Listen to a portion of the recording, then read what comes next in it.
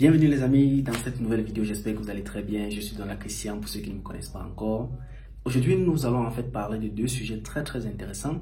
Les amis, je me suis rendu compte dernièrement que les étudiants qui venaient en Turquie et les étudiants qui étaient déjà aussi en Turquie rencontraient ces problèmes-là. Et ensemble, on essayait de résoudre pour trouver des solutions. Il y a certains dont j'ai pu assister, mais il y a malheureusement certains aussi dont c'était très tard, on ne pouvait plus rien faire et la seule solution pour eux c'était de rentrer dans leur pays. Aujourd'hui, on parlera de ces deux problèmes-là et j'aimerais qu'ensemble, on puisse du moins se partager notre expérience. C'est pour ça que j'appelle ceux-là qui sont abonnés à cette chaîne-ci et qui sont en Turquie, de peut-être partager votre expérience en commentaire ou de donner un conseil aussi à ces personnes-là qui veulent venir étudier en Turquie en commentaire. On ne sait jamais, peut-être quelqu'un peut bénéficier de vos différents conseils. Sur ce, on se retrouve après.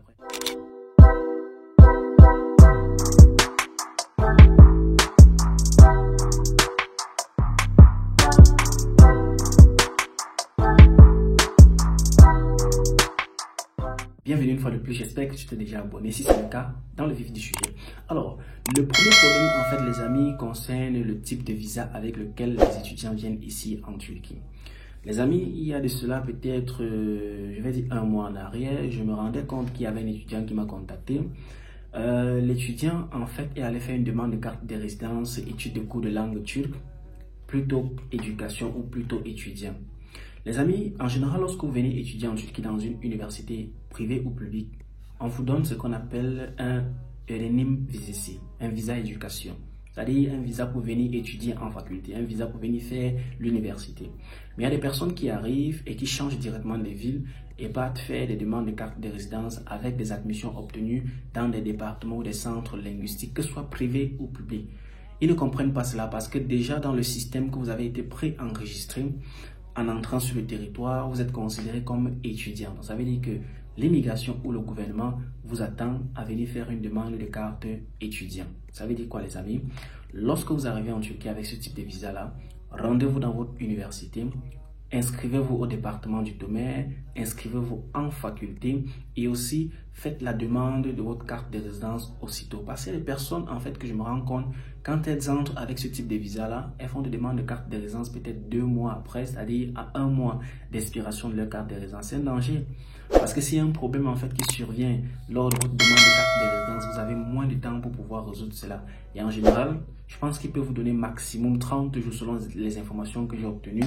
Lorsque tu traverses les 90 jours qui t'ont donné, il suffit juste que tu entres dans le système avant l'expiration de ces 90 jours-là et l'immigration pourra te donner 30 jours de plus pour pouvoir compléter.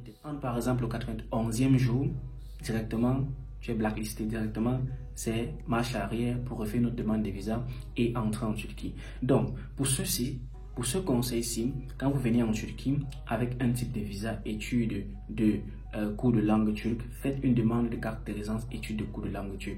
N'obtenez pas directement une admission en faculté, ça ne va servir à rien. Forcément, ils vont vous refuser cela. Si vous entrez avec un visa öğrenim qui est éducation, faites une demande de carte de résidence pour une université avec bien sûr tous vos documents de l'université. N'allez pas juste utiliser le document du département de cours de langue turque parce que forcément ils peuvent rejeter votre dossier et vous demander de reconstruire le dossier. Comme deuxième problème dont j'aimerais souligner en ce qui concerne les étudiants étrangers ici en Turquie est le problème de changement de ville ou de changement de niveau ou de filière. Alors, je sais qu'il y a plusieurs étudiants qui ne sont généralement pas très à l'aise ou conformes en ce qui concerne leur ville d'éducation, leur filière même d'éducation, leur niveau d'éducation, parce que voilà, il y a certains qui entrent ici en Turquie avec déjà une licence, mais qui se revoient encore recommencer au niveau licence que de continuer une fois un master. Pareil aussi pour ceux-là qui entrent déjà avec un master et qui se voient recommencer peut-être en licence, que de continuer peut-être en doctorat. Les amis, si vous êtes en Turquie et que vous êtes désireux, vous voulez changer par exemple d'université, vous voulez partir dans une autre université, dans une autre ville, vous devez respecter les règles qui sont écrites dans ce document-ci. J'ai récupéré ce document-ci il y a de cela quelques temps auprès de l'immigration. Bien sûr, je connaissais déjà la majorité des informations dans ce document-ci en ce qui concerne la demande de carte de résidence pour les étudiants ici en Turquie. Il y a tout ça ici. Pour avoir ce document, rapprochez-vous juste de l'immigration de votre ville. En général, à l'entrée, là, vous pouvez directement avoir ceci qui est écrit bien sûr en plusieurs langues, anglaise, arabe, française et turc aussi. Donc, ça vous donne l'opportunité de pouvoir bien être informé.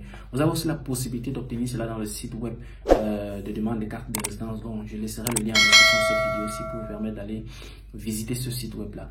Les amis, lorsque vous changez de ville en Turquie, lorsque vous changez de faculté, prenons par exemple le cas d'un étudiant qui quitte de la faculté des sciences pour aller dans la faculté des sciences littéraires, pour aller dans la faculté des sciences d'ingénierie. Vous voyez, immédiatement, vous devez signaler à l'immigration. Si vous quittez par exemple un niveau licence pour aller à un niveau master, immédiatement, vous devez signaler à l'immigration. Si vous décidez maintenant de quitter par exemple une ville, supposons que vous êtes étudiant, disons par exemple dans une ville comme Bursa, ou Sakarya ou Karabük, et que vous décidez par exemple d'aller au niveau d'Istanbul dans une haute université là-bas, vous devez signaler à l'immigration. Le processus est simple les amis. Lorsque vous décidez de changer de ville, ne supprimez pas directement votre admission dans votre université actuelle. Allez d'abord dans votre prochaine université, faites l'enregistrement, c'est-à-dire obtenez l'admission, faites un enregistrement, obtenez un certificat d'étudiant avec un numéro d'étudiant de votre faculté ou de votre niveau d'études là-bas. Inscrivez-vous, c'est-à-dire au département des cours de langue turque. Ayez tous les documents dont un étudiant dans cette université-là devrait normalement avoir. Ensuite, rentrez maintenant dans votre ville d'origine, supprimez votre admission, repartez dans la prochaine ville, dans votre nouvelle ville, faites une demande de carte de résidence. Tout ça en fait est mentionné ici dans ce document-ci et ça mentionne en gros caractère que vous devez faire cela dans l'intervalle de 10 jours. J'ai des amis ici en Turquie en fait qui ont fait cela le 11e jour et qui ont reçu directement ce qu'on appelle un ticket, c'est-à-dire on leur a demandé de sortir du territoire turc. Donc assurez-vous en fait que vous puissiez respecter ces 10 jours-là, que vous changez de ville, que vous changez de faculté, que vous changez du niveau dans votre université. Assurez-vous de respecter cela avec un intervalle de 10 jours. Les amis, comme troisième problème, et je vais terminer par là en ce qui concerne les étudiants ici en Turquie, c'est que plusieurs personnes se disent que voilà, il n'est pas possible pour un étudiant de travailler légalement ici en Turquie. Les amis, je pense que dans des anciennes vidéos, il y a cela 2 ans, j'avais eu aussi à partager cette information-là. Déjà, pour ceux-là qui ont obtenu cette information, je suis désolé pour vous. J'aimerais expliquer un peu en ce qui concerne le principe du travail ou de job étudiant ici en Turquie. Vous devez savoir quelque chose, que la Turquie est un pays dans lequel la main-d'œuvre en fait est en demande et il n'y en a pas assez et ce n'est pas bien payé pour leur propre population. Ça, c'est mon observation après tout. Alors, ce qui fait que toi, étranger qui viens en Turquie, le turc d'abord est difficilement employé. Toi qui viens maintenant, c'est difficile aussi pour toi de te faire employer. Toutefois, selon la réglementation en vigueur, selon la loi turque, il est même mentionné ici dans ce livre-ci. Je mettrai le lien aussi Story in Turkey, le site officiel du gouvernement turc, pour vous renseigner en ce qui concerne l'éducation en Turquie. Vous allez aller dans ce site-là, vous allez voir qu'il est mentionné ici. Pour les étudiants qui sont arrivés en Turquie avec un niveau licence, ils ont le droit de travailler après la première année. Il suppose que la première année, vous allez étudier la langue turque. Donc, à la deuxième année, vous avez le droit de travailler en tant qu'étudiant ici en Turquie. C'est vrai, certaines personnes vont se poser la question, Donald, où alors le travail là? Nous sommes étudiants en Turquie, il n'y a rien comme travail en Turquie. D'autres personnes vont dire, j'ai cherché du travail, j'ai pas vu, ainsi de suite. Mais laissez-moi vous dire que parmi peut-être les 100 personnes qui se plaignent, il y a peut-être 20, je pense bien, qui trouvent un travail, qui travaillent, qui sont bien payés, qui suivent la réglementation en vigueur, qui sont bien payés. Et peut-être le reste qui ne trouvent aucun travail, qui ont des difficultés. C'est vrai, c'est normal, c'est malheureux en quelque sorte et c'est difficile. Là, on peut comprendre. Mais j'aimerais juste vous informer, pour ceux qui ne connaissent pas, que lorsque vous êtes étudiant ici en Turquie, vous avez l'opportunité de travailler légalement. Maintenant, pourquoi est-ce qu'on arrête ces étudiants-là qui travaillent de manière illégale ou qui travaillent ici en Turquie? C'est parce qu'ils travaillent de manière illégale. Il est stipulé dans ce bouquin encore, vous pouvez l'avoir comme je l'ai déjà dit, que lorsque vous voulez travailler ici en Turquie, assurez-vous d'avoir tous les documents qui vous permettent de travailler. C'est-à-dire, si vous êtes par exemple un étudiant qui donne des cours d'anglais dans un centre linguistique, supposons, vous venez par exemple d'un pays anglophone, vous donnez, ou bien vous connaissez l'anglais, vous donnez les cours d'anglais dans un centre linguistique, vous pouvez toutefois demander à votre centre linguistique de vous faire un permis de travail. La carte de résidence ne remplace pas le permis de travail. Elle ne donne pas droit au travail.